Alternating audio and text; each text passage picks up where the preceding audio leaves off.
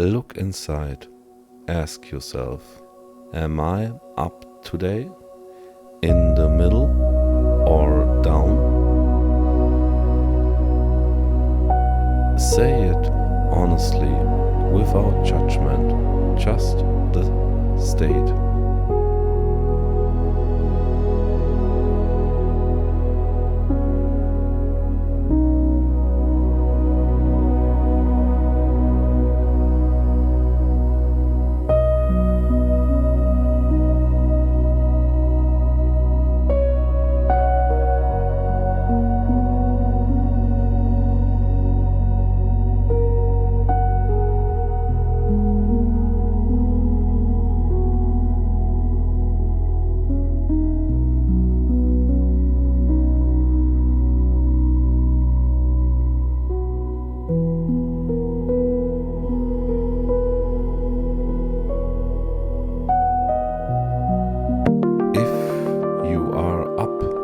High energy, high presence, high speed.